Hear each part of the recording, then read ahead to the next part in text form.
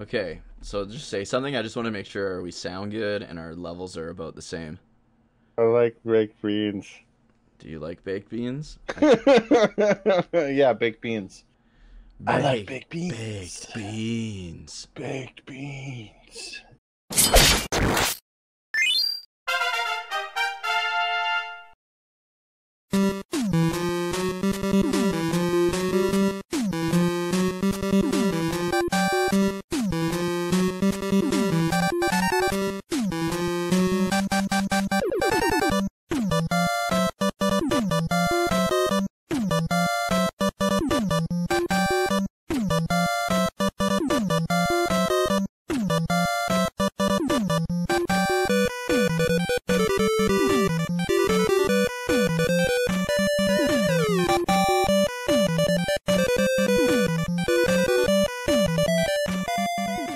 All right, ladies and gentlemen, welcome to Relaxed Retro Talk. I am Dukey03. I'm DGonline. It's good to see you. Well, not see you again. It's good for you to see us again. I guess so. It's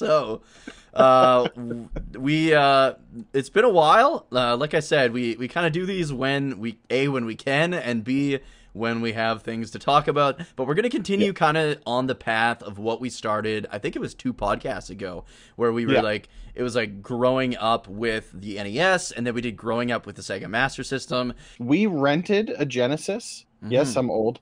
We rented a Genesis in a box from the video game movie shop. Yeah. 2, maybe 3 times for a week apiece. And that was the closest I ever came to owning a Genesis.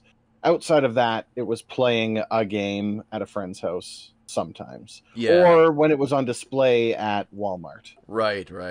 So with the SNES, all I had, well, I probably had more exposure to the SNES than you did Genesis, because my auntie had a Super Nintendo and we were over at their place Super all the time. Nintendo seemed to be a little bit more like common, it was I more think. likely that you would see a Super Nintendo in someone's house than a Genesis. Not nearly as much as you would have with the NES and the Master System. Like, yeah.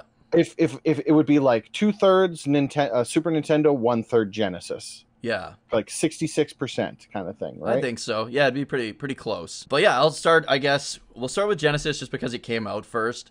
So my first experiences with the Genesis, well, actually my absolute first experience with the Genesis was my mom's friends. They had, like, you know when you're like a kid and your mom just drags you to all her friends' place? Yeah. So play with my friends' kids. Yeah, play with my friends' basement. kids and shut up and stay down there and don't bug me. So there was that, and the problem with this situation was her friends' kids were like probably almost like 10 years older than me. So they wanted nothing to do with me, right? Of course. But they had a Genesis, and the only games they had was, for some reason I want to say ActRaiser. ActRaiser's not even on the Genesis. What's the one with the guy that's like turns into the Altered Beast? I think it is. Altered Beast. Yeah. Where he turns into like the wolf and the dragon and stuff. So they had Altered Beast, which kind of sucks. But when you're a kid, it was fine, I guess. But they also had the original Sonic the Hedgehog, which again, as an adult, I'm not a big fan of the original Sonic the Hedgehog. But as a kid, this was insane compared to like Super Mario Brothers 3, right? This is like an OG Genesis then, because all the people that I knew who had a Genesis had Sonic 2. They did not have Sonic 1. Okay, yeah, I had Sonic 2. Like, I was definitely one of the ones that didn't have the OG to start with. But it was like, the one where it had like the headphone volume on the fucking slider. Yeah. They had that, and then they had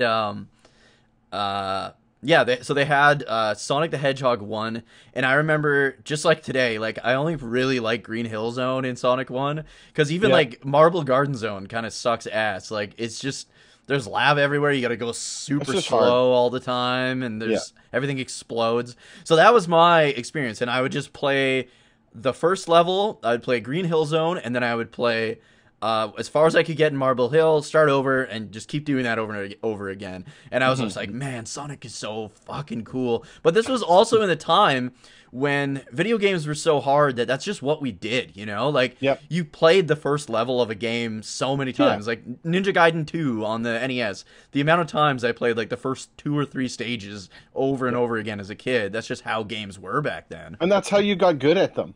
That's how when people were like, look how awesome this guy is at the games, because that's the one game they got for that year, 6-month period. Yeah. 1 year. And they just literally played it because it was that or don't play. Yeah, exactly. And thankfully I didn't have those parents that are like, well, you can't get your next game until you beat this one. They would they would like joke about it sometimes, but it was like, I was like, oh God, please, no. Because I remember getting, this actually falls on topic. I remember getting Contra Hardcore for the Genesis when I was a kid. Yep. And like, fuck me. I think it was like 2 years ago I finally beat that. I think it was me and Finney or something. It's insane. That game's insane. It's so hard. If anyone wants to play it, because it is a really good game, if you want to play it, get the Japanese version. There's an English patch. Because they did the whole, you know how like the rental services, the Japanese companies were like, oh, people are just going to rent our games, so let's make them 10 times harder in the West. Yeah. So they did that with Contra Hardcore. Contra Hardcore. Contra Hardcore. Contra. So in the actual... Game haunts me even in this life. In the actual... Contra. The actual Japanese version of the game, you have, I think you can take 3 hits before you die, before you lose a life. Oh, okay. Whereas in Contra Hardcore here, every time you get hit, yeah, you lose a life. So blade of grass. Definitely a lot more possible. Yeah, like Super C, where you got killed by a blade of grass. A blade of grass. That is actually a really good point. A lot, and I know it's funny because a lot of the games, especially for the Genesis, I find are so hard. Right? Yeah. Like I've just recently started jumping on board with the Genesis. I was challenging myself to play through the entire catalog. I've paused that for a bit, but every single game, their arcade, repros, like it would be the arcade game, but on a home console. Yeah, like a home port of an arcade game kind of thing. But they would keep the arcade difficulty, and so like you get touched the wrong way and boom, you're dead. Like poof, done. And the biggest difference is like in the arcade, you get a quarter and you can just keep going, but here you got like 3 lives and you're just kind of fucked after that. Yeah. But I found like so I guess I should say after that experience of playing at my mom's friend's kid's house or whatever the fuck on his Genesis, my next experience was at my auntie's, and I remember they got Sonic the Hedgehog 2 with Dash and Desperados, and ooh, good one. Yeah, it's so fun, and it's like it's a very fun game. It's very fun. I don't want to say co-op because I guess it's versus, but it's a very fun game that like not many people know about. Mm-hmm. And I think it's just like, oh my god, dude! More people need to play that game because it's a lot of fun. The single player is incredibly hard, so if you're gonna play it, definitely play it with like a friend or something. But basically, the premise of the game is it's 2 dudes and they want to earn this girl, right? So they race to her. Yep. And then whoever gets there first gets the kiss or whatever, or she'll be like, get me a gift, and you gotta go all the way to the end of the level, grab the item, and then all the way back, and you can constantly throw weapons at each other, roll each other over, sabotage the level for each other, and it's just constantly. But you're playing the level co-op. It's like you're playing the level both at the same time, but you're playing it against each other. Yeah. Which is cool. It was a cool concept. Yeah, it was really fun. And it's like a platformer. Like games like that you usually don't get as like I don't know, racing games or something. And it kind of is a racing game, but it's like a platformer racing game. It's super hard to even narrow down what genre it fits into, but it's super good. I just remember playing it all the time with my cousin. And then that in Sonic the Hedgehog 2, of course, and I would just play it all the fucking time. And then basically my auntie was like, wow, like he really likes this Genesis, and they ended up getting Dynamite Headdy as well, which is another really, really good Genesis game. But it's another one where it was like 10 times harder. I recently played the Japanese version, and I can get way further, but I was able to get pretty far into the North American version. Like I could get pretty far into it. Never beat it. But it was another really good one. It was made by the guys that made like Gunstar Heroes and stuff like that. So Yeah. the quality is definitely there. And basically you hit these like things with your head and you get power-ups. And so like your head can be like a hammer, and then you throw your head and it like hits things harder, knocks things off. Or you can get the vacuum. Yeah, the vacuum was like my favorite. And he's just like whoop, and like everything like gets sucked into his mouth and stuff. I remember you were streaming that, I think it was on New Year's, and it was like the vacuum, and you're like, I always thought these things were popcorn. Yeah, it's like, I think it's like the little dust that goes into his mouth, but when I was a kid I thought it was popcorn that he was like sucking back. But that's another like great game. And then my cousins, I think, wanted a Super Nintendo, so I think what happened was my auntie sold my parents the Genesis, and so that she could put that money towards buying her kids a Super Nintendo, because I still had an NES up until like the Super Nintendo was like well out. Like the Super Nintendo they got was like the Donkey Kong Country bundle. So they got like that's a 96 bundle. So yeah, that's even. So that's the OG console with Super Mario World would have been 1994. Yeah. So that's pretty crazy. Yeah, so that's when I got my Genesis, was when they got their Super Nintendo. Okay. And I remember I was like, because it was like from Santa, right? It was like Christmas time, and I was like, oh, these are like all the games Auntie has, and my mom's like, yeah, Santa must have known that these are the games you liked. And then all of a sudden my auntie didn't have a Genesis anymore, right? So I was like, so stupid. But man, I played the shit out of Sonic 2. Like, Sonic 2 is probably the one game that... Sonic 2 and, like, Mega Man 6 are the two games probably that I played the most in my life. Like, I could just sit down, play through the whole game, no problems at all with those two. And I just take such joy.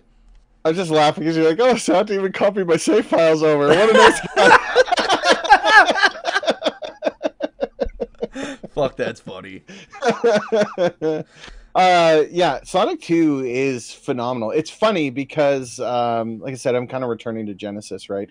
And so I grabbed these games and I've been playing these. Well, in the downtime when I haven't been playing these, I set that up. I've got a spare room downstairs here, and my kids, the one day the internet was down, like God forbid the internet goes down, children can't survive anymore. Yeah, and no so I was like, well, here, I got something you guys can do. And I set up Sonic 2 on that TV. Well, they sat there, and my oldest, and it's funny because as a kid, I could not beat, I still, even as an adult, I have trouble beating Chemical Plant Zone, right? I'm not a guy who's really good at Sonic 2, right? That's never been my but thing. you don't know all the little sneaky, if you're playing it completely blind and you don't know the path and you don't know how to do stuff. No.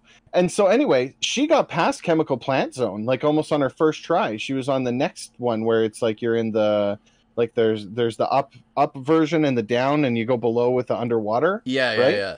And she's freaking running through that. And I was like, holy crap, kid, good for you. You're doing great at this. And they will ask, instead of doing like watching Netflix or Disney Plus or any of this other junk, they'll be like, hey, can we go play the Sonic game? Yeah, really? Let's go set that up for you. Dude. That's gotta be a proud dad moment right there. So it's like there you go. So I mean, you know, a game is good if you can introduce it to a completely new generation of people who didn't grow up with it, have no sentimental attachment to it, don't know this game other than, I mean, the Sonic movie came out. That's why they know what Sonic is. Yeah, but the Sonic movie is nothing like the game. Yeah, really. Takes elements from it from a story point of view, but it has nothing to do with the game. Yeah.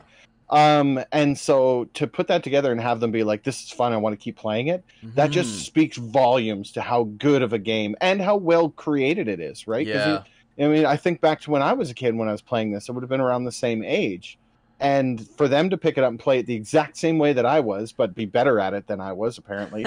That's awesome. It's rewarding, right? And so then it's like, okay, well, if you like that one, then here's some other ones that you might like as well. Yeah, like I bet they'd like Rystar. Rystar would be one that I was thinking about here as well. Yeah. Right? So it's so cool, and like I said, I think it just speaks volumes to how good that game is created, right? Oh yeah. We won't talk about where Sonic is now or where it was, and how, and at least it's coming back up. But it really is coming back up. At that point in time, Sonic 2, 1994, 1993, 92, whatever year it is that it came out in. Yeah. And like, just to think how many years have passed and that game still stands up. Yeah. As a great game. It's incredible. And it's just like the physics, the music, the stage design, everything about it. The charm, like the characters. Oh man, they're so good. The black void water. I guess my green screen. That's awesome. Black void. Drink the void. X-Death brand void drink. We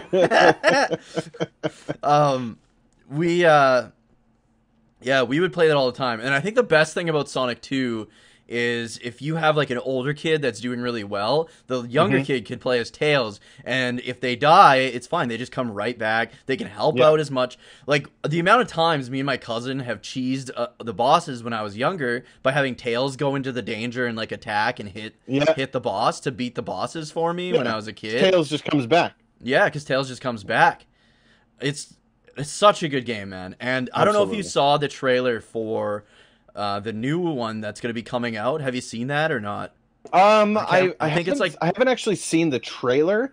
I have seen that it's coming out. I think it's called Sonic and it does look Superstars, I think. Something like that, yeah. It's hard for me to tell whether or not a game's a mobile game at this point in time, though. Oh, right? yeah. Because I'll be like, I don't think it is. I'll be on I think Facebook it's couch or something, co-op, and it'll come up, so... and I'm like, man, they're doing another mobile game. But I mean, that's really cool. I hope that it does really well, because Sonic went to a really dark place there for a little while. I think Frontiers kind of brought it back. Frontiers was and the really movies, good. I think, have reinvigorated the series, right? Yeah. Because those movies were awesome. Yeah, they were. Those really movies good. were so well done.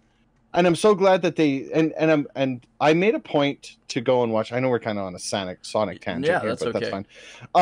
I made a point specifically to go and watch that movie in the theater, the first one, because the animators were like, "Hey, we hear you." Yeah, they changed. They put all that extra work in to. We're going to go back. We'll redo it completely, and then go from there. And they made it. They did right by that. And I figure, look, if they're willing to do that, I will give you my $12 for a movie ticket. Yeah, no doubt. Because I think that should be rewarded, and that bet paid off like hand over fist, because the first one did good, the second one did great, and I mean whatever they're gonna do with the third one, right? So yeah, it was so good. But back onto I guess that new game coming out. Yeah. So what it is it's more in the classic style. But it's 4-player co-op. It's gonna be. So you'll have so far the characters they've announced is Sonic, Tails, Knuckles, and Amy. And my niece loves Amy, and she's always upset because you can never play as Amy, right? She's always in them, but you can't play as her. Yeah. So I'm excited to play that with her because she really likes Sonic Mania. I was thinking they're gonna include something dumb like freaking Silver or Shadow. Yeah, I can see them. I hope they bring like Ray the Flying Squirrel, because he was in Sonic Mania Plus, and same with Mighty the Armadillo. I hope they bring those into Superstars. What about what's the bat? Rouge? No. Rouge. Rouge and Big. Yeah, and Big would be nice. I don't know how you'd make Big work in that game. I fucking love Big the cat. People hate him. So many people hate him. He's just a big dude that loves fishing. And he's got his pet frog, man. How do you hate that? But anyways, people just they have hate in their heart, I guess. Yeah. I don't know. Evil people out there hate Big the cat. The Sonic series is 100. Well, how could you talk about Genesis without talking about the Sonic series, absolutely. Right? And the other thing was like when Sonic and Knuckles came out, that was an innovation too, because it was like here's a completely new game in Sonic and Knuckles. Yeah, as standalone. well. If you'd like to play Sonic 2 with Knuckles, you just can hook put your cartridge on top here, baby. Yep, and you could do Sonic 3 and Knuckles, which is the full version. Like they put the levels in like the way they're supposed to be to tell the story correctly. So you've got Sonic 3, which is standalone. You've got Sonic and Knuckles, which is standalone. Connect them, and you've got the full game. There's extra levels. There's extra boss fights. It's an incredible game. I definitely, if your kids ever start getting bored of Sonic 2, definitely show them Sonic and Knuckles, because that game like blew my mind as a kid, and I didn't Oh, own yeah. it. I did not own Sonic No Sonic way. 3 or Sonic 3 and Knuckles till I was an adult. I would rent Sonic 3 like almost every single weekend. I don't know why my parents never bought it for me, because you know when like your parents are going away or something, so they get like Yep. a babysitter, so you can rent a game if you want for the Yep. weekend. And that Every was the single one. time it was Sonic 3. kidding. Yeah. Wow. And it's That's so impressive. good, dude. Like that's where like Knuckles shows up. I don't think I've ever actually played it, to be perfectly honest with you. Well- I've played Sonic 2, and I think I've played Sonic 1 maybe once or twice, but I don't remember ever playing Sonic and Knuckles or Sonic 3. I've seen them, yeah. but I don't think I've ever actually played them. Yeah, you got to play. What we'll do one time is we'll play Sonic 2 together. Like I wonder if we can set it up so cuz you know how like we're on Discord, how we have like my screen here and yours over here. I Yep. wonder if we can do that with like my gameplay here and yours over here. Yep. And then I can show you all the tricks and help you get through so you can beat Sonic 2, because Sonic 3 takes place immediately after Sonic 2. Like Oh, okay. yeah. Something happens where they're like falling out of the sky, and then as they land, that's when Sonic 3 and Knuckles starts. Oh, wow. Yeah. Neat. It's so good, man. And the story without a lick of dialogue, the storytelling in Sonic 3 and Knuckles is so well done as well. Nice. Yeah, Yeah, no, it's great. absolutely. Got to check that out. But other games that I was big on the Genesis, like I said, Dynamite Headdy, Streets of Rage was one that I played all the time. Oh, that's a good one. Me and your younger brother, actually, my mom was out of town, and you know how at like Halloween you got to stay home to hand out like the candy and shit. And my mom was out of town, so she was like, "Is it okay if you hand out the candy this year?" So I was like, "Okay." And your younger brother came over, and I hooked up my TV and the Genesis in the porch. And we had like the bowl of candy, and we played through Streets of Rage like twice that night, just like handing out candy and stuff. That game is just so good. NBA Jam, that was on both That's solid, too. both Tournament consoles. edition. Yep, but fuck me, is that a good game? And Hey, then Buzz, from downtown. he's on fire. What's another one I freaking played? Oh God. Hyperstone Heist? Hyperstone Heist. I used to rent that one. That was another one that I didn't own until I was older. I used to rent Hyperstone Heist all the time, and I still prefer it over Turtles in Time. But I was think gonna say I'm the exact opposite. Turtles Yeah, in Time, baby. I think it's nostalgia making me choose Hyperstone. Well, it's basically the same game, but it is different. It is different. There's some core differences. From a story standpoint, Hyperstone Heist is definitely the better game. I think It's the better story. Yeah. Absolutely. Well, it makes the most sense because Turtles in Time just kind of jumps all over the damn place. But Yeah. But, man, I'm trying to think. Oh, Zombies Ate My Neighbors and Shadowrun.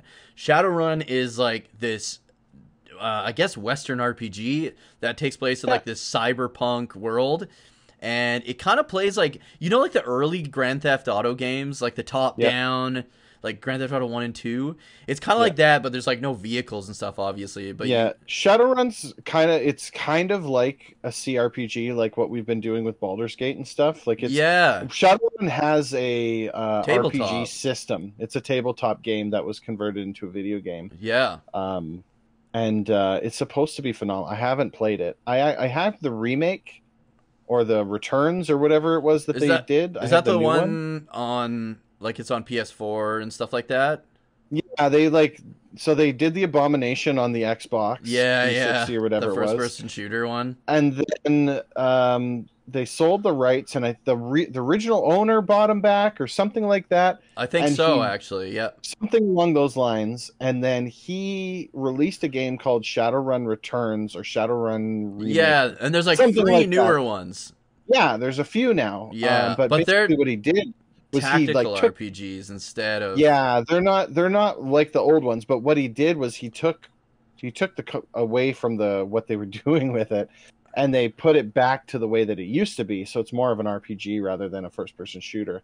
Yeah. Those are the only ones that I have any at all interaction with, and I didn't even play those. Yeah, but I I've haven't played heard those yet really either. good things about the original Genesis ones. I also heard that the Genesis one is hard as hell. It's not easy. super hard. Not only is it hard, but it's like the world is so big that you know, in like it's kind of got like that Dragon Quest 2 thing going on where once you get access, such an open world. Yeah, once you get access to the taxi, which is pretty fucking early on, you've got like the entire city of Seattle plus like these other districts at your disposal, and you're trying to solve the mystery of your brother's murder. Your brother was killed on a mission, and you're trying to track down who did it and find out like all this stuff, and you end up finding your brother's best friend who ends up joining you. Like, it's such a good game, such a good story. There's so much you can do. Like, it's like one of the earliest, best sandbox games, honestly. Like, you can go in, you can break into the prison and like kill all the officers in there and like do like a big prison break and free this one chick, and like there's so much stuff you can do. There's haunted mansions and stuff, and you can kill like gargoyles, vampires in there. But the title Shadowrun, what that is a Shadowrun is actually like a job. Like, so there's these guys that work at like bars and stuff, and they'll hire you for shadow runs, and they're like, okay, go and assassinate this guy, or I have a friend that needs escorted through here, or I need you to steal a package from this corporation. So you like break into their megaplex building, and you have to find this package, this like processor or something. Plus you can like hack into cyberspace, and there's like a whole sub game in cyberspace too. Like, it's so good, and it's like, it's in depth, right? It is. It's almost too in depth. Like, I've never beaten it because there's just so much going on, so much you can do, and it's just it's really good. But it's a game that I've always been like, man, I should stream this, but I don't think I'll ever be able to finish it because there's just so much to do. But that's just how I am with like Western RPGs in general, though. Like, there's always like so much to do, like all the time. Yeah, and that's usually those games I fall off from, right? Like, I really need to be guided with the old games, because they hung their hopes a lot on like you talking to somebody, them telling you a hint, and then you leave. But for the way the gaming is now, like, I forget that the second I walk away from same. Like, and so then I find that I'm writing stuff down, but then I'm writing stuff down and I go back through my notes and I'm like, well, who said this? And what did this mean? Or what is and is not important, right? Yeah. At least with Snatcher, like that game Snatcher, it's like there's a lot of dialogue, but it's you can tell kind of what's important. Right. Whereas they make a point. There's an audio ping at some points too, right? I don't remember if that one did it. I think Police Knots did do that, though. Maybe it was Police Knots. Would it be like it was a flower? Yeah. That's really cool. Some of the games that I have played. So back in the day, Aladdin would have been on my list of games that I had played, because that was usually the demo game. You'd walk into Costco or in the hotels. That's where I always played that one. Yeah, Aladdin would be in there. Cool Spot was another one. Oh, yeah. What was the other one? I was literally just thinking about it. Golden Axe. Golden Axe was really, really fun. And again, the arcade, what do you call it? The arcade port kind of thing? Ports. And then the last one that I was thinking about was Comic Zone. You ever played that one? That game's fucking impossible, dude. It's hard. You punch guys and lose health for punching them. My older brother loved that game. Comic Zone was like, that was his go-to. Yeah. Whenever we could get our hands on a Genesis, that game came with it. It was usually that game and Sonic 2. Usually would be the games that we would grab, right? And I was awful. I was absolutely awful at Comic Zone. But and I haven't really played it since I was a kid, but I do want to return it. And I had mentioned to you that, and you were like, you better be ready, because it's like next to impossible to actually beat. So what Comic Zone, I watched a video on Comic Zone like a couple of years ago, and it was this guy, and he's like, Comic Zone is my favorite game of all time. And he's like, but the problem is most people play it like a beat 'em up, and it should be played like a puzzle game. And so, so the designers were intending for it to be like almost like a puzzle game. And so that's why, like, you're supposed to like solve each panel by taking as little damage as possible. And like, it's so weird, but interesting. But anyone playing it or looking at it, it looks like, of course, you can walk in and beat them up. Yeah, beat dudes up. But even like, because you have to like the concept of the game is fucking incredible. Like everything about it, the art, like the whole thing where he's drawing you in, and he's erasing stuff. That was just that. Like, I've never seen anything like it. No, and still since I don't think either really. No, not like that. I mean, there's elements and stuff in there, right? Like think like Cuphead. Smash Bros has Master Hand. Cuphead would be one. Yeah, there'd be different things where it's like that. But like for something like this, where it's like, I'm an artist. I've been sucked into my comic book. Yeah, and the only way forward is to like get through the finish panels. The comic book, right? Yeah, and you have to like punch through the panels because like there's like the white borders. You have to break them down to get to the next panel, or you can like swing down to get to the one below and stuff. Yeah, it's a really cool idea for a game, but that I did not survive very long. No, it's so hard, I lost dude. very quickly. Yeah, fun though. It is. It is a very fun game. Yeah. But other than that, like, Sonic, like, the Genesis just had so many good games. You had like Gunstar Heroes. You had like that's Finney's favorite. Yeah, Finney's favorite game of all time, I think, is Gunstar Heroes. And Finney, every time Finney's like, let's play Gunstar Heroes. I'm like, okay, but literally you're the only one that's good enough to beat this game. And like I can stay with him through like maybe 3/4 of the game, and then he's just like carrying my ass or basically finishing it by himself. But it is a good game, but it's so hard. It's very good. Yeah. Oh, Fatal Fury! I think it was Fatal Fury 2. I used to rent a lot on the Genesis that was as a good well. One too. Yeah, that was That's a good fighter, right? Yeah, fighting game. Yeah. Terry Bogard. Yeah, Terry Bogard, Joe Higashi, Kim Kapowan, and stuff like that. The other thing was the Super NES was known for having Street Fighter, right? Like, and that was like the most popular arcade game that was at the time for a long time.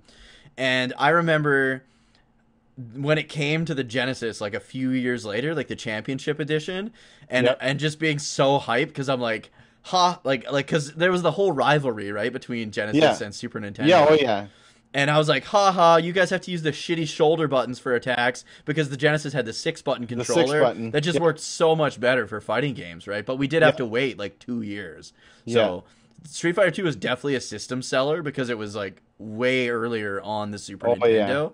But the Championship Edition wasn't as good. I think it's better. The Special Championship Edition. I don't know. I own a copy of Special Championship Edition for my Genesis now. Yeah, and I do too. bought it thinking it was not the first Street Fighter 2. What was the second one?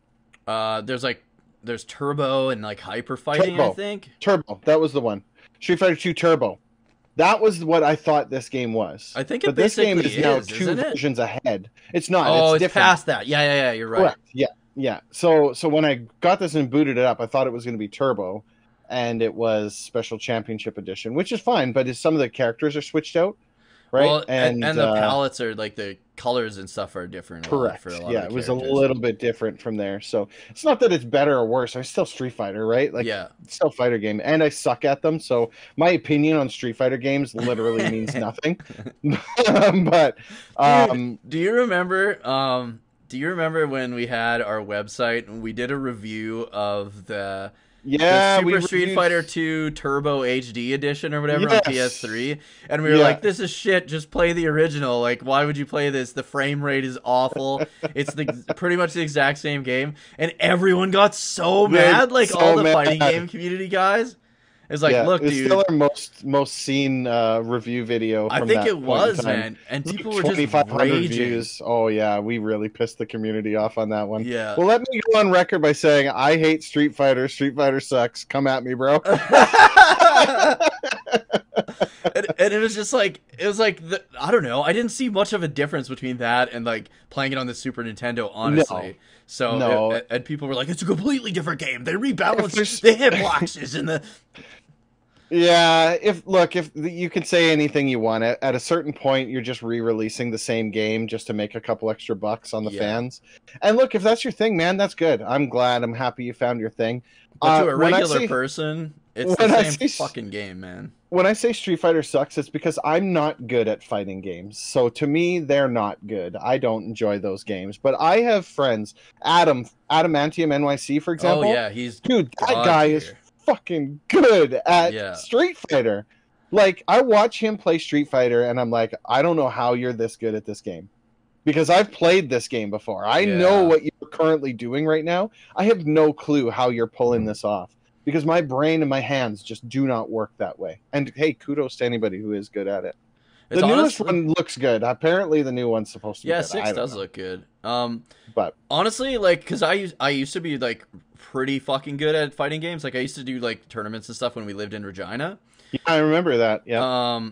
But what it is it's so much time you have to put into like learning your memorizing combinations. And it's just situational it's not awareness. Worth it. Yeah, it's not worth it because you're still gonna get chewed up online, and it's just I don't know. Someone's always gonna be better than you. Always, and it's not worth the amount of time like that you have to put into those games to be good at them now is like those are rage-inducing games, right? They really are, yeah. Like it's just that boils your blood. That's I steer clear from fighting games, and you'll see anytime I'm playing fighting games, this is what I do. It's just a bunch of punching. That's it. That's all I do. Remember when you got Street Fighter 4 on the 360 or something for your was it your birthday or something? It was for my birthday, and we were all there, and it was like my birthday. And of course it was on the fucking 360 controller, so the D-pad is diarrhea. Yeah. And we're all like frustrated. And then Bob, your younger brother comes, and he plays a Zangief and just keeps hitting like R1 and doing the lariat, and it beats the whole game. That was it. It was a one-shot kill. No problem. He just kept spamming the fucking spinning lariat and beat the game. Fuck, that was funny. Yeah, it was. I mean, but I mean, that was so. Genesis had Street Fighter, Mortal Kombat on the Genesis. Everybody wanted Mortal Kombat on the Genesis. You wanted Mortal Kombat on the Genesis, right? Yeah, the gore factor was there. Yeah. And because they did have it on the Super Nintendo, but they took all the blood and gore and everything out of it. Yeah. So that would have been the other one. Final Fight. Was there any other major fighting games on there, or was those kind of the main ones? I'm trying to look. I have Art of Fighting, which is a shit game, by the way. Eternal Champions, which is like, it's okay. Yeah. And then Ninja Turtles Tournament Fighter. Both of those are pretty bad. That was brutal. Yeah. It's funny because it almost seems like the Genesis never found its niche, right? Like, the Super Nintendo was the place to go for JRPGs. Yeah. Genesis was like platformers sports mostly. Games. And sports games, yeah. Platformers, beat 'em up, and sports games, and light gun games. There was a lot of light gun games, like Lethal Enforcers, stuff like that. And they were fun, too. They were really good. Justifier was the Genesis, right? What's that? Was it the Justifier for the Genesis? There's the two Justifiers. There's also the Sega Menacer, which was like... Oh, the Menacer, which was kind of like... Hold on, I have it right here. With the rocket launcher. Hold on. Yeah, it was the light gun games for the Genesis were fun light gun games too. Oh yeah, look at that. I like that they have to put an orange circle at the front, like someone's gonna think you're gonna think it's a real gun. Oh, he's got the rocket launcher! Get him! Get him, boys! Call the artillery. Yeah, that was the sports games on Genesis is one of the big reasons why I never really bothered with it, because it's just like. So many sports games. Yeah, there's a new one every year. So many. I think it was like, was it like NHL 94 or something? Everyone was like, this is the best hockey game of all time. Oh, man. Well, you'd hear that about everything, but then it got so bad so that it was like Madden, NFL. You'd have Madden, you'd have NFL, you had Tecmo Super Bowl. Yeah, there was like 12 different kinds of football games. Yeah, so there's like 3 versions of the game coming out every year. And it's like, man, speaking of fighters, on the Genesis, one of my favorite fighting games of all time, and I can't believe I forgot about it, World Heroes. You can't find that shit anywhere. World Heroes, I don't know if I've ever heard of that one. It's so good. So what it is it's like think of like Mortal Kombat, but with like historical fighters. They legally like changed their names, but you've got like, I think his name's like Dragon or something, and that's Bruce Lee. That's who I always played as. And then you've got the two ninja guys, Hanzo and Fuma. And then there was like Joan of Arc was one of the players, Genghis Khan, Rasputin from like Russia and stuff. Weird. Yeah, and it's so good. And so what it is it's like this tournament of all the best fighters throughout time. And they need to save the world from this alien that's going to like invade the planet. So you hold this tournament to see who's the best, and then you have to fight the alien at the end of the game. And god damn, I love that game. It wasn't until recently that I found out that they did make sequels. And on the Switch, because you know how the Switch has like arcade games you can buy on their store. Yep. So I grabbed there's like 3 World Heroes games on there, and I grabbed them all. Yeah, they're all really good, but they're really fucking hard. Like even when you turn the difficulty down to 1, they're still pretty tough, but they're really good. Brutal. Well, that's awesome. I'm glad. That's the thing about current day gaming, is that they are catering to old people like us, where it's like, we know that the games you want to play are your old retro games. At the very least, they're re-releasing them. Now, it's annoying that they're re-releasing them and charging you an arm and a leg for them. Yeah, but in the same time, too, on the Switch, I feel better about it being on the Switch, because at least with the Switch, it's portable enough. Yeah. I'm just concerned with the longevity of the Switch, right? Yeah, because that's the other thing that ends up happening, is they will retire the Switch, as they did with the 3DS, for example. Yeah. And then once you do that, you're done. Like it's done. You can play this, but we're not opening the store. So if you lose this game, it's gone. You'll never get it back. Yeah, that does suck. But it is nice that they're putting all these arcade games on the Switch, because you couldn't really play those at home before, right? They have a lot of them on the PS4 as well, but it's opportunities to play a game that you would have never otherwise been able to get. Yeah, exactly. Right? Like, and they're not super expensive. I think it's like $6 or something for an arcade game on the Switch. So. Pretty low key. Yeah. For the most part. The other something I want to talk about with the Genesis is the controller. I like the 3-button controller. Yeah, I love the 3-button. I think I prefer the 6. Don't like the 3-button controller, and I don't know why. It's a really big controller, and I think that's why I like it, because when I'm holding the 3-button controller, it just feels comfortable to me. Yeah, I've got I've got a whatever it is that they sold the license to the Sega controllers, right? Yeah. I have a Saturn one actually right here. It's a USB, but it's a legit official. And that's what I've got in my Genesis controller. It's the same thing, right? Yeah. It says Sega. It's a legit controller, but it's a 6-button, and I couldn't get the 3-button controller. Oh, but really? This one here, they don't make it.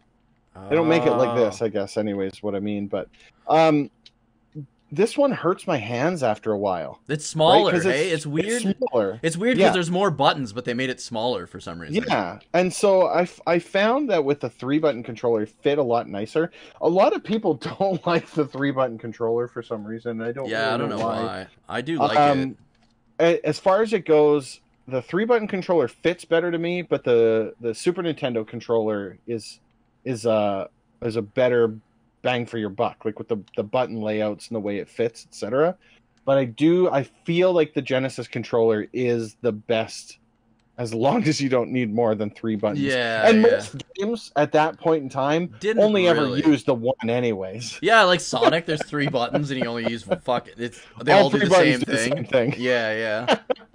At the very best case scenario, for the most part, even racing games, it'd be like brake, gas, shift up. You have 2 buttons. The 3rd button typically didn't do anything, right? I know, like Contra, you would use one to like switch weapons, and then one was jump, one was shoot, basically. But there was always an alternative. You could always like push like down an A or something like that. Yeah, and do the same as that button or something, right? So it was always that always was weird to me. The other thing is that the Genesis that I have doesn't have AV cables. It only has the RF switch. Did they come with AV cables? Okay. No, they only came with like the coaxy. Yeah, the RF switch. Right? Yeah, that's all they came with. You had to buy it aftermarket. Right. Yeah, and that's what I figured, because the one that I have, it's just the RF switch. Because I went to go hook it up to my my capture card. Yeah. And I was like, oh, Apparently, I can't do that. So all of my Genesis stuff is currently locked in limbo permanently. Oh, you can get them off like eBay for like dirt cheap usually. Yeah, yeah. The thing is that the AV cables aren't so bad, but usually they want a lot of money for shipping. Oh, which yeah, sometimes. It's not like we're not talking. It's like $10 for the cable with $12 shipping. Yeah, and it's like if I'm going to pay more in shipping than the cable, I just don't want to buy it. Yeah, I think the reason you like the 3-button is why I love the Saturn controller like the best. Because it's the same size as the Genesis one, but it's got 6. So you've got your big 3, right? And then you got your small 3. Yeah. See, I've never used the Saturn controller before, but I'm positive that I would like that controller. It's like my favorite controller ever. Yeah. I'm positive that I would like it, and for that exact reason. It just looks like it would fit properly, right? Yeah. And it's got the 2 shoulder buttons. So it's got the shoulder buttons. The 6 face and the 2 shoulder. Exactly. So the beauty with the Genesis is that now I don't like Model 2 and Model 3 very much. Model 1 is the Genesis to me. That really? Model 2 is the Genesis to me. That's the one I played the most. Yeah. And Model 2 is the one that I own, right? Yeah. But the thing is, like, there's just something about that original console. There's the way it looked, like, it does have a lot. Yeah. They took a lot of time designing that console, making it look right. I get it. The Model 2, they had to do that for the Sega CD and the adapters and stuff that they were planning, because they don't work with the Model 1. You had to use like an adapter. They do, but it looks weird. Like the Sega CD, the model, I think it's the Model 1. The Sega CD, the Model 1 like hangs off the edge of the Sega CD, kind of. It like looks kind of weird. And so I mean, that's something that I thought too. I like the design of the Super Nintendo, but I've always thought the design of the Genesis, everything about the Genesis except the games, was always like I like more than the Super Nintendo. The other thing with the Genesis is that the cartridges were always a little bit cheaper, if I'm not mistaken. Yeah, I think they were too. They were usually about $10 cheaper than any of the Nintendo cartridges as well, and I thought that was always a nice touch. Yeah, and I would always get mine from the bargain shop. So I'd get them for like $12 or something. I mean, there's nothing wrong with that. I've got everything that I own.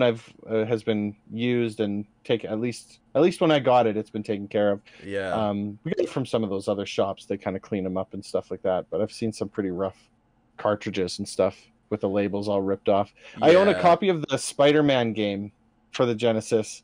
The one that's literally just called Spider-Man. Yeah. It's terrible. The game or the cartridge or both? The game. The cartridge is in decent condition, but man, that's not a good game. That's an awful game. I think that was an LGN, if I'm not mistaken. Oh yeah, a lot of those Marvel ones were. Yeah, just shovelware, garbage games. Like that Spider-Man Return of the Sinister Six on the NES. Did you ever play it? I never played it. Okay. No, I just watched you play it. You have to play it, because it doesn't even... Watching me play it doesn't even, like... You don't get the idea of how bad the controls are so from just watching. You gotta play it sometime, because it's so bad. So funny. Oh, man. But yeah, as far as Genesis, man, like... I do not regret growing up with a Genesis. No. I absolutely loved every game I had. There were so many like Shinobi games, so many great action platformers on the Genesis. My only thing was, the only shitty thing about me growing up with a Genesis was I went from the NES playing like Dragon Warrior 4, RPGs. Final Fantasy to none. Because like the Genesis has RPGs, but I didn't know about any of them. Like I never played... Obscure. Yeah, I think they were. You've seen them stocked in the the shelves of the game stores around us. Like I've never played, like until recently, I've never played any of the Phantasy Star games and stuff like that, right? And Shining Force, I think I remember renting Shining Force 1 or 2, and I did kind of like it, but it was like a game that you needed to save and keep going. So when you're renting it, you're not going to like it as much, right? Well, and they didn't even look like RPGs, right? Like when you looked at the box art for Phantasy Star, right? Like think back to that time. There's no internet. There's no way of knowing what that game is without buying it, taking it home, or trying it. So and I had Nintendo Power magazine, so I didn't know anything about any of the Sega games. Exactly. Yeah, exactly. So you'd be taking a gamble, and like if that's your one game and it Yeah. sucks, then tough, right? Like, Yeah. so I it makes sense why you wouldn't do that. I was gonna ask what now that you're at this point in time, you've played quite a few Genesis games. Thinking about what you have played, what do you think you would have liked as a kid? What do you wish you would have played as a kid if you would have been able to rewind time and give yourself that game? On the Genesis? Yeah. Oh man, I'm just looking at my game shelf right now.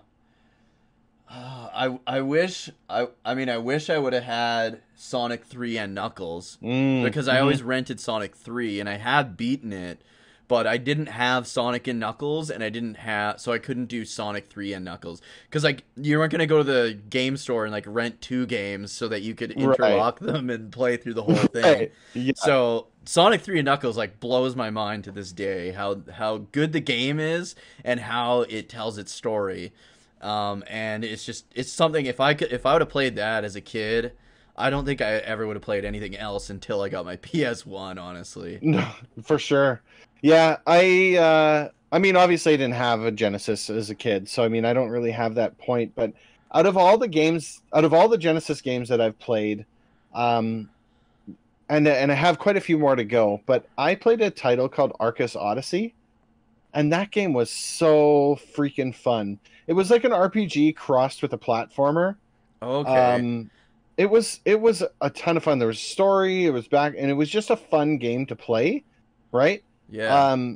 That one was really good. And it's stuff like that I like about the Genesis because it's still got some hidden gems that I've never heard of. Absolutely it does. Where it's like, wow, that's a really good game. How have I never heard of this game before? But it's because like the library is like 750 games deep.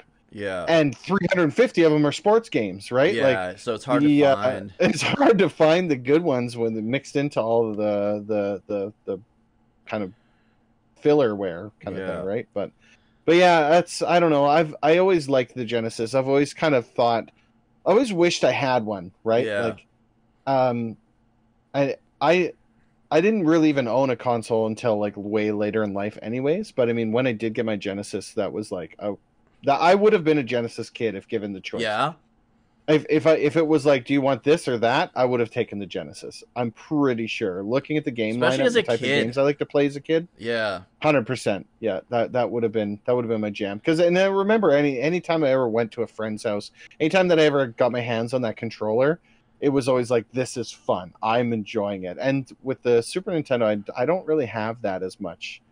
But then again, we had a Super Nintendo, so maybe I took it for granted. I don't really know. And I think that happens too, right? You do definitely take it for granted. And I think with me, I got both those feelings because my auntie had the Genesis for a long time, right? Before I had anything other than the Nintendo. You were able to get your hands on it. Yeah, but I was also that guy that was like, man, I wish I had a Genesis, but then I got one, right? Yeah. So I kind of got both. I got the like, I wish I had a Super Nintendo, but I didn't get one. But I wish I had a Genesis and I did get one. Boom, there it was. Yeah, absolutely.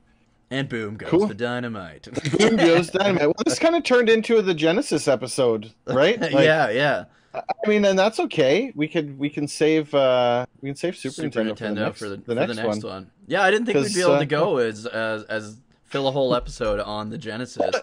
I mean, and the thing is too is I think my opinion of the Genesis is kind of muddied by my current opinion of the Genesis, right? Like back then I wouldn't be able to tell you squat about it, right? It has Sonic on it. That would have been about the extent of it. But now at this point in time, I have played a good fair share of Genesis games and continue to do so. I played a lot of stinkers. Batman Forever is probably the worst game I've played. I bought that when I was a kid, man, with my allowance. I was stuck with that shit for like 6 months. Wants to play, will play. Yeah. Did you play the fighting mode? There's like a fighting mode, and it plays like Mortal Kombat. It is, well, because it was made by Acclaim, right? Like, and it was like, oh, so the same team that made Mortal Kombat made this then. But like, holy crap, what a terrible game. It was awful, dude. I got to, you want to know how I lost? How I lost the game? I didn't know how to jump down. Yeah, you can't go down, and then to figure out how to go up is fucking impossible, too. I figured out, after enough monkeying around, I figured out how to shoot the grappling hook and go up, but I could not for the life of me figure out how to go down, and apparently there is a way to do it. I have no idea. I have no idea.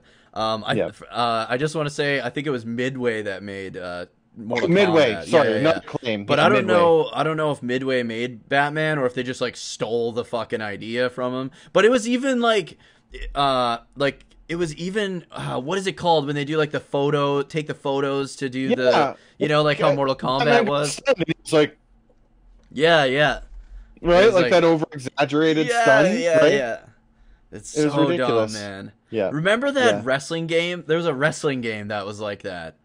It was like WrestleMania Arcade or Super WrestleMania maybe. Arcade. There was WrestleMania the arcade game and Royal Rumble. Yeah, Royal Those Rumble two was games different. were really good. Yeah. And then after that, it kind of blurs out for me because there's a lot of garbage. Yeah. But I guess if we're gonna do this as the Genesis one, I do want to talk a little bit about the 32X and the Sega CD. Yeah, the add-ons. Yeah, so the Sega CD I didn't really grow up with. Like, I didn't get a Sega CD or really play any Sega CD games until I was like probably like in my 20s. Because that's when I was like, I want to play Snatcher. Like, I was a huge Metal Gear fan. Even since the NES. Like, me and my buddy Paul would play Metal Gear on the Nintendo all the time. Right. And there's the infamous story of Paul was staying at my house, and I would borrow Metal Gear all the time from him. And he was like, I've never beaten this game. I never got very far. And I was like, yeah, same here. And so we were having a sleepover, and it was super late at night. Like, you know when you're a kid, you just pull all-nighters, like, all the time. Yep. When you have friends over and stuff. Oh, excuse me, and stuff. And so he was over, and at the beginning you can put in a password. Okay. And so I remember putting in Milky Boobs, because I was like 12, right? Milky Boobs, and then a bunch of like random shit in the password, and then I hit start, and normally it'll be like, this didn't work, or it'll take you back to the beginning with nothing, like as if you just started a new game. Sure. It started the game, and I had like, because I can't remember if it's stars or something, shows your rank of like what level or rank your character is. I was like 3 or rank 5 or something stars. I had a fucking machine gun and like all this cool shit. And me and Paul are like, oh my god, the Milky Boobs thing worked, because we were just like making shit up because we couldn't get past like anything, right? Right. And yeah, we got to like blow through like parts of the game we had never experienced before because of this awesome. Milky Boobs password. Milky Boobs. Yep, it's all about the milkers.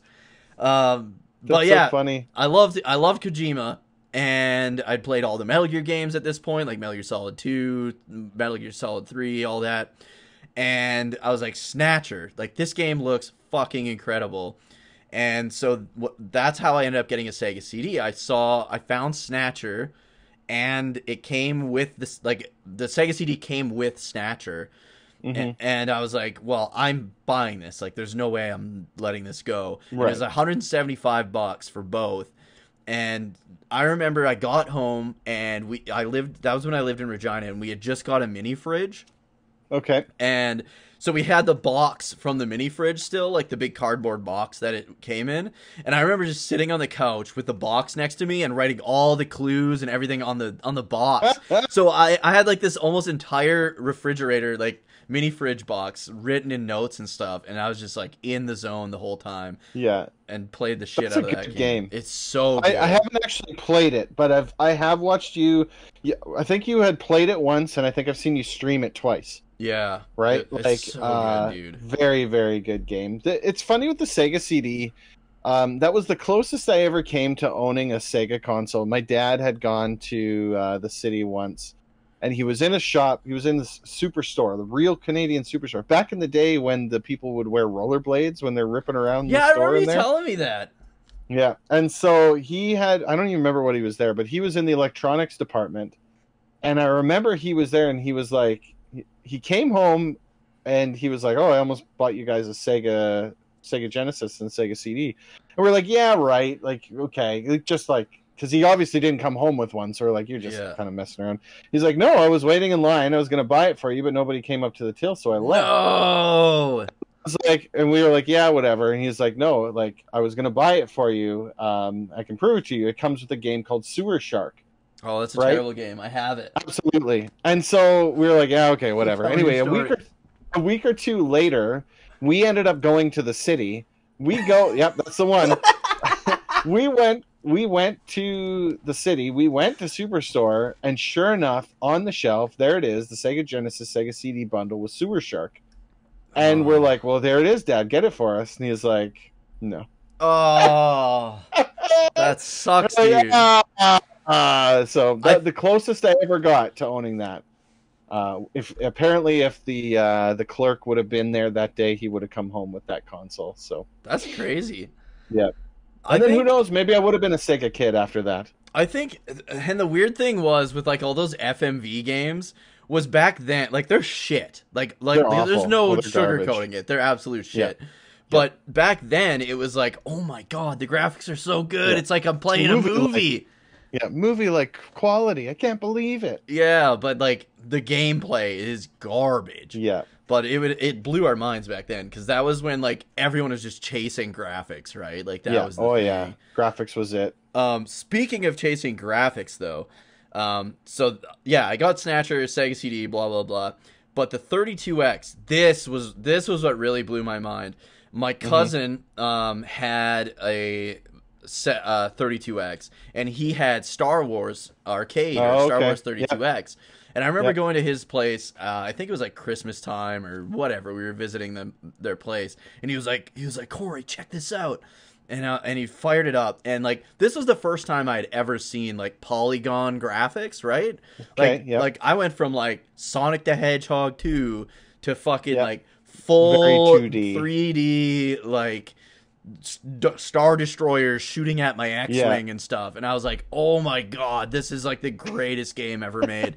And I just remember like I had to have that, and I remember like I think it was like a couple years later I ended up like buying it, like saved up all my allowance, because what happened was Sega basically cannibalized themselves because they were releasing the 32X, and then the Saturn was like 2 months later, and then they lost their whole consumer base because they lost all the trust of the consumer.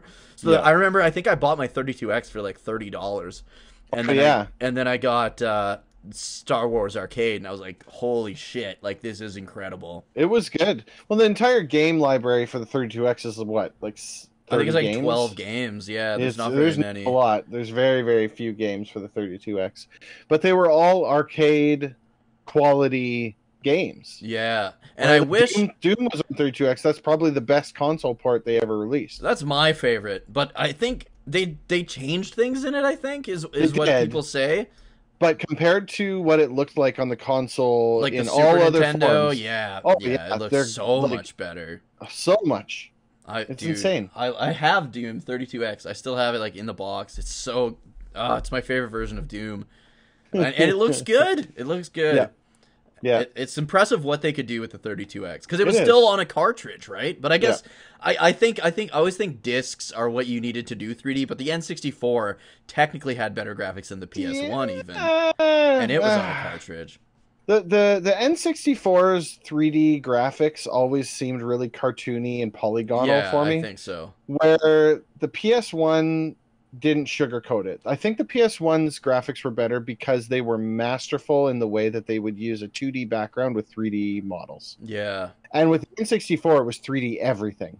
Right? Yeah, that's the environment was 3D.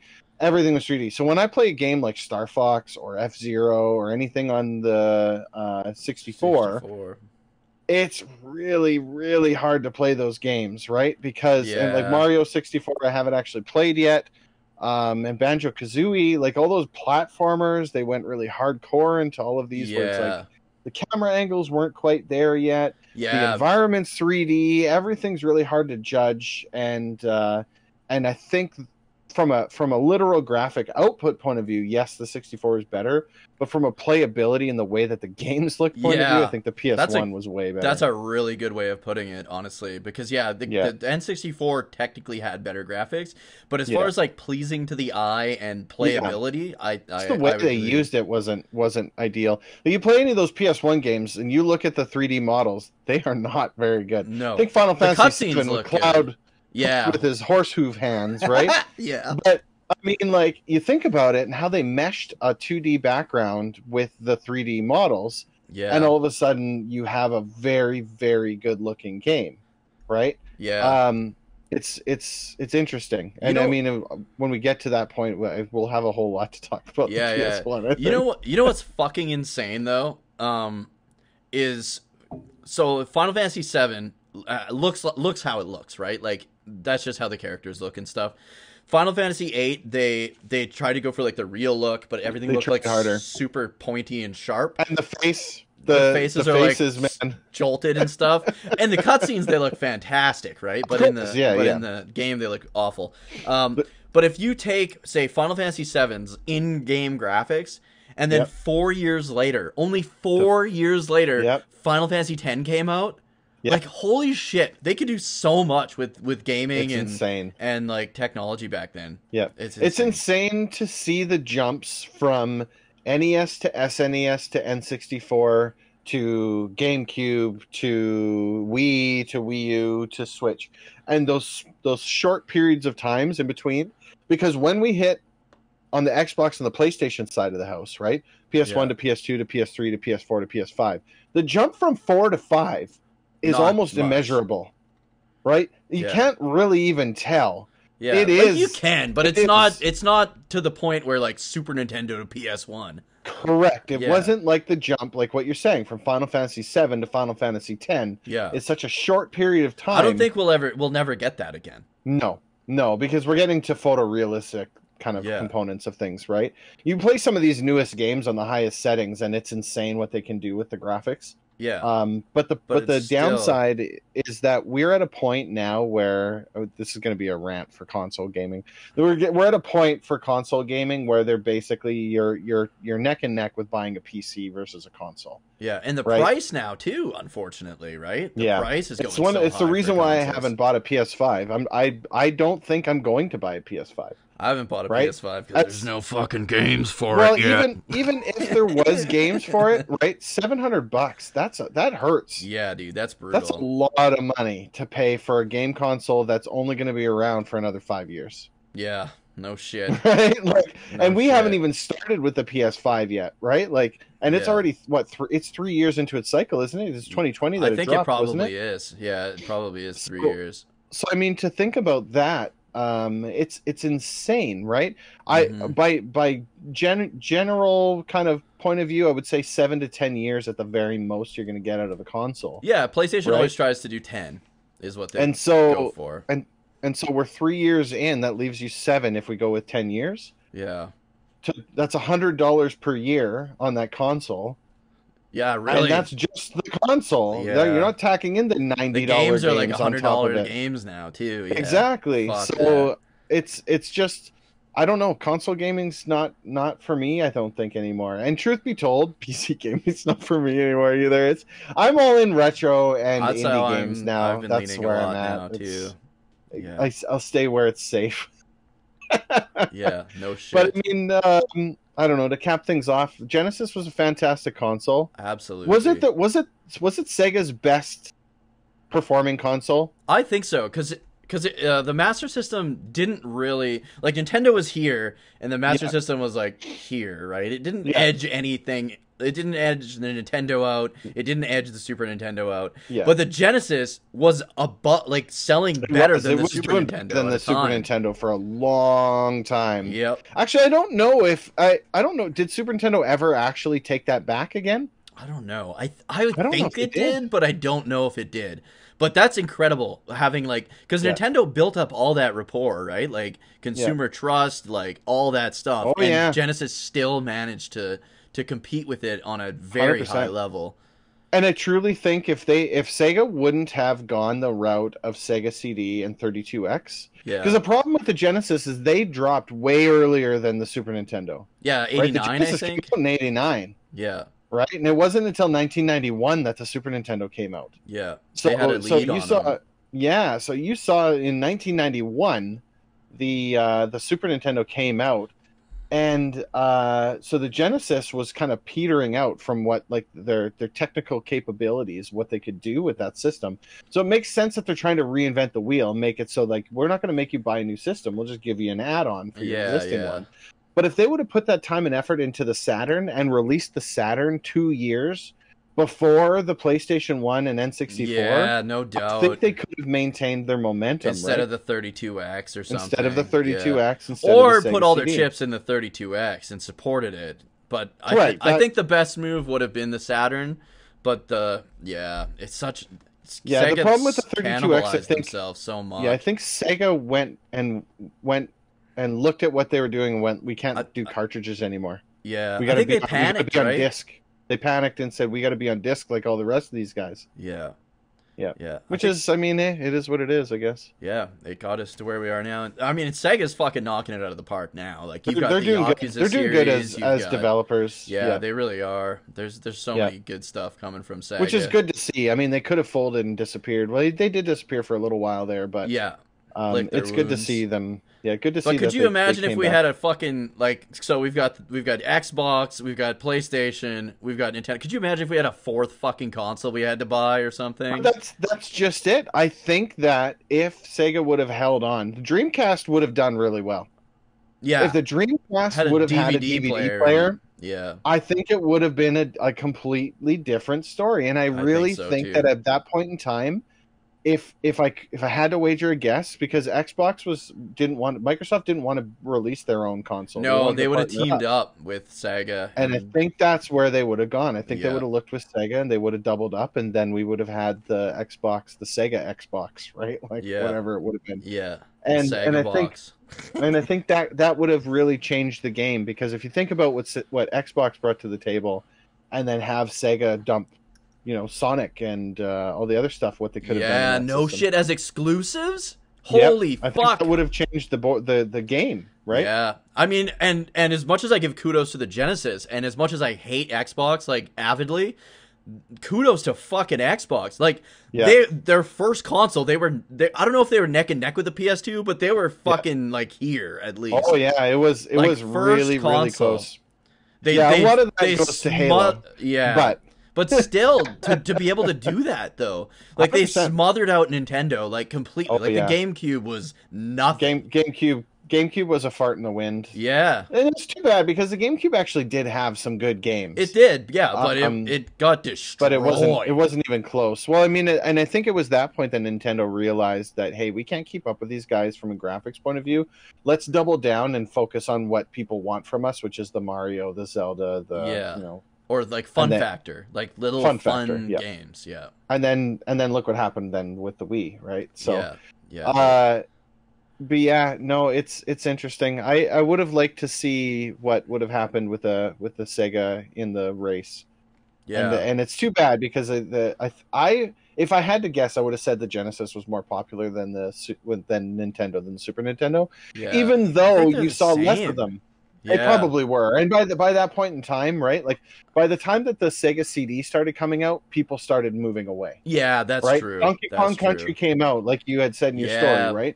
Donkey Kong Country was a massive system seller. Yeah, it was. Well, the graphics in it, too, was unlike anything. Yeah, absolutely.